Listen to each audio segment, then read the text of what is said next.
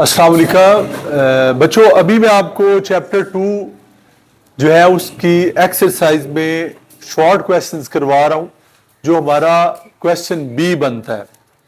इन questions में जो पहला क्वेश्चन है वो ये है कि एक इकोसिस्टम में जानदारों की अक़साम बताइए और उनके लिए कौन कौन से अल्फाज इस्तेमाल होते हैं। सबसे पहले तो आपको ये पता होना चाहिए कि इकोसिस्टम किसी ऐसी जगह को बोलते हैं जहां पे लिविंग और नॉन लिविंग थिंग्स इकट्ठी बैलेंस की शक्ल में रहती हो। तो किसी भी इकोसिस्टम में 3 बड़े कंपोनेंट्स हैं। एक है ऑटोट्रॉफ्स। ऑटोट्रॉफ्स का मतलब है all those organisms that are capable of preparing their own food, कि वो तमाम जानदार जो अपनी खुराक खुद बनाए, ऑटोट्रॉफ्स हैं। सबसे अच्छी एग्जांपल इसकी पौधे हैं, प्लांट्स, और दूसरी एग्जांपल्स इसकी एलजी है। एलजी अगर आपने मुख्तलिफ पानी वाली जगह जहाँ पे पानी हर वक्त रहता है वहाँ पे एक सब्ज रंग की काई देखी होगी, वो एलजी इसकी एग्जांपल है। और कुछ बैक्टीरिया और साइयानो बैक्टीरिया, ये 4 तरह की चीजें ऑटोट्रॉफ्स हैं। सारे के सारे पौधे, सारे के सारे एलजी, कुछ जो है बैक्टीरिया, और जो है एक और ग्रुप है जिसका नाम है साइनो बैक्टीरिया। इन सब को हम बोलते हैं ऑटोट्रॉफ्स। इकोसिस्टम का दूसरा अहम कंपोनेंट हीटरोट्रॉफ्स है, और हीटरोट्रॉफ्स वो ऑर्गेनिजम्स हैं जो दूसरों से अपनी खुराक लेते हैं। अब हीटरोट्रॉफ्स में सबसे मशहूर एग्जांपल्स एनिमल्स हैं।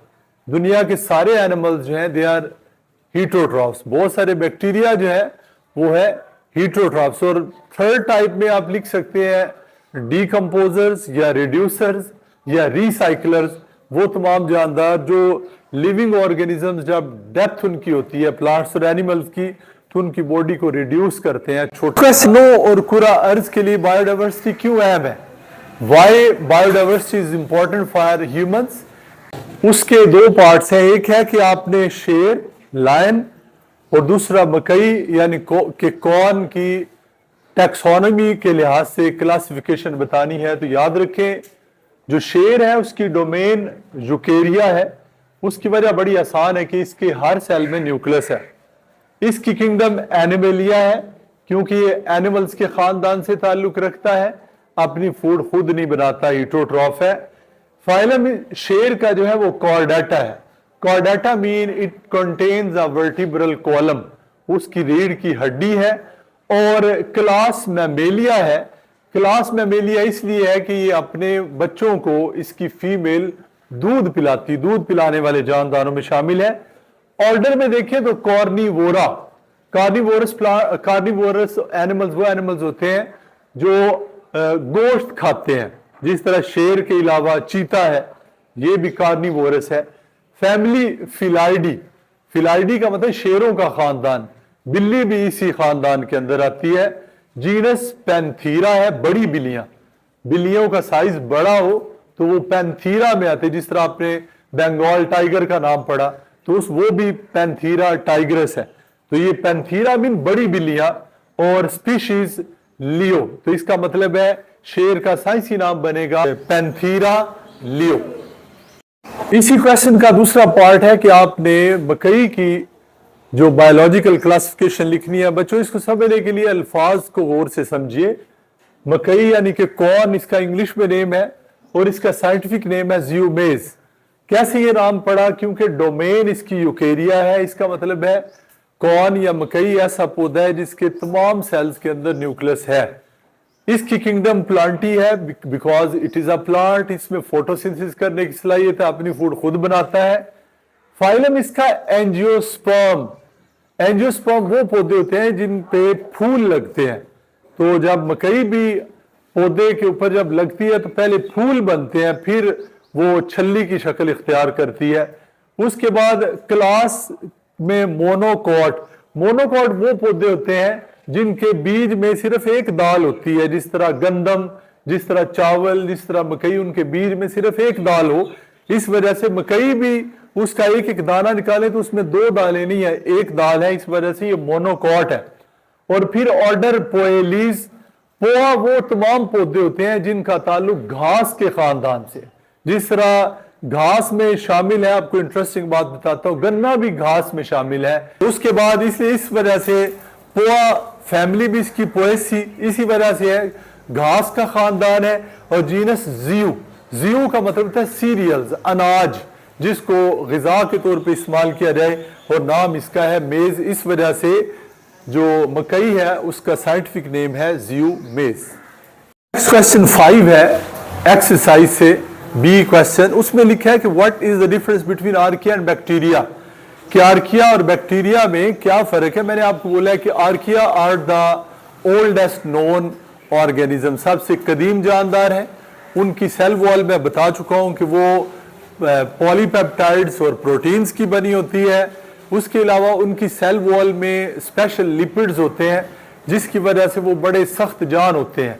उनके लिपिड्स की खास नेचर होने की वजह से वो बहुत गर्म पानियों में, बहुत एसिडिक वाटर्स में, बहुत बेसिक वाटर्स में और बहुत नमकीन पानी में भी आसानी से क्या करते हैं, रह लेते हैं, हर तरह के माहौल में पाए जाते हैं। जबकि इसके मुकाबले में बैक्टीरिया जो है उनमें सेल वॉल जो है वो पेप्टाइडोग्लाइकन की है। बैक्टीरिया ऑटोट्रॉफ भी हो सकते हैं, बैक्टीरिया हीटोट्रॉफ भी हो सकते हैं।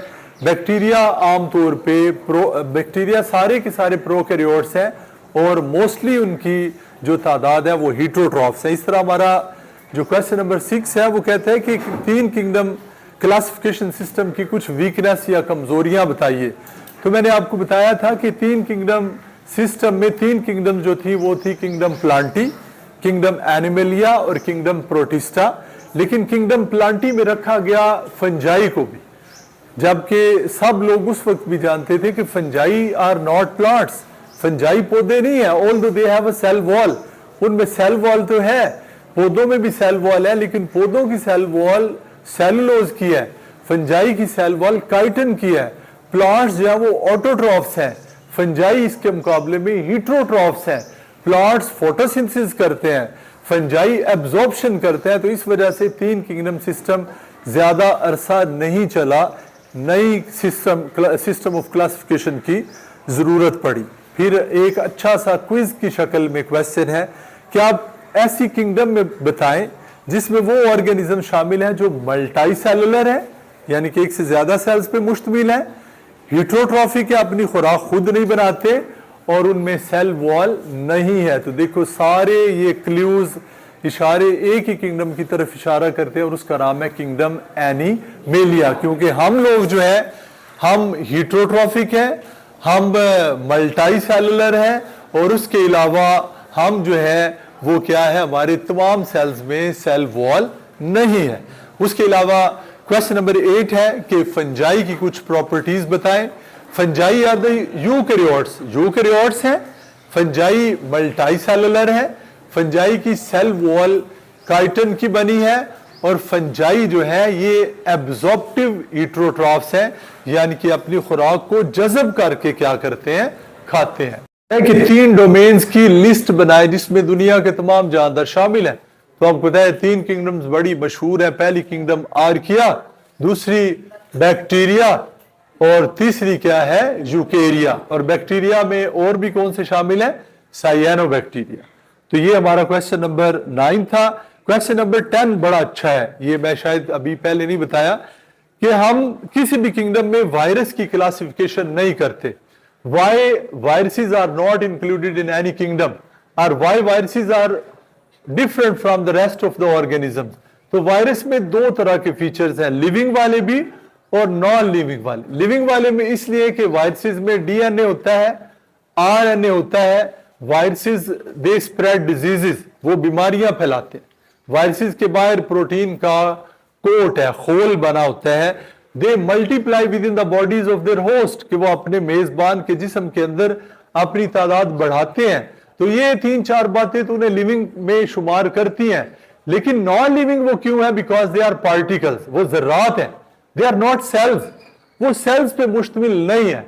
वायरस की ये खास बात। उसके बाद they are in the form of crystals, दुनिया का कोई ऑर्गेनिज्म या सेल क्रिस्टल्स में नहीं बदला जा सकता, जबकि वायरसेस क्रिस्टल्स की शक्ल में होते हैं।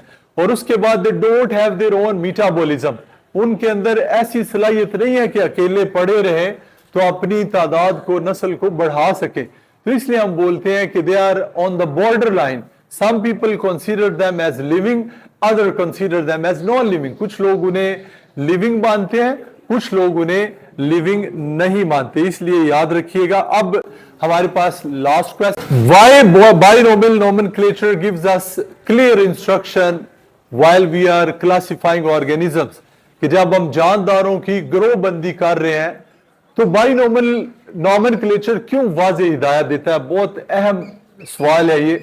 پہلی بات تو یاد رکھیں کہ بائنومل نومنکلیچر جس زبان کی بیس پہ ورک کرتا ہے وہ لیٹن ہے, لاطینی ہے, اور لیٹن کسی بھی ملک میں نہیں بولی جاتی. اس لیے اس کے متعلق کسی کو کوئی باعث یا جو بغض یا ill فیلنگ نہیں ہے. یعنی کہ لاطینی میں نام رکھنا نہ کسی مسلمان کو برا لگتا ہے, نہ کسی انگریز کو برا لگتا ہے, نہ کسی ہندو کو, نہ کسی اور مذہب والے کو, یا جس کا مذہب نہ بھی ہو اس سے اس کا کوئی تعلق نہیں ہے. اس کا مطلب لاطینی زبان ہر ایک کے لیے ایکسیپٹیبل. دوسری بات, یہ دنیا کے تمام جانداروں کو ایک خاص نام دیتا ہے جو ڈپلیکیٹ نہیں کیا جا سکتا. اس کا مطلب ہے کہ کوئی دو الگ الگ جانداروں کا سیم سائنٹیفک نیم نہیں ہو سکتا. پھر یہ سسٹم کہتا ہے کہ نام ایسے رکھیں جو انٹرسٹنگ ہو, جن کو پڑھنے میں اچھا لگتا ہو, اچھا محسوس ہوتا. پھر یہ سسٹم کہتا ہے کہ اگر نام ہاتھ سے لکھیں تو دو پارٹس تو ہوں گے. تو پہلا پارٹ جو ہوگا جینس کا ہوگا, جس کا پہلا لفظ جو انگلش میں لکھتے ہوئے کیپٹل ہونا چاہیے, بڑا, اور اسپیشیز کے سارے لیٹرز چھوٹے ہونے چاہیے. اور اگر ہاتھ سے لکھا ہے تو دونوں ناموں کو الگ الگ انڈر لائن کرنا ہے. لیکن اگر آپ نے اس کو ٹائپ کیا ہے کمپیوٹر کی مدد سے تو آپ کو اس کو ٹیڑھا لکھنا ہے. ٹیڑھ اسٹائل کو انگلش میں بولتے ہیں اٹیلکس. اور ناموں کی بہت ساری وجوہات ہیں. کسی مشہور بندے کی وجہ سے, کسی مشہور علاقے کی وجہ سے, یا کسی اور خاص بات کی وجہ سے بھی سائنسی نام رکھا جا سکتا ہے. تو آج دنیا بھر میں یہ جو بائی نومل نومنکلیچر ہے وہ ایکسیپٹ کیا جاتا ہے اور استعمال کیا جاتا ہے. Thank you so much.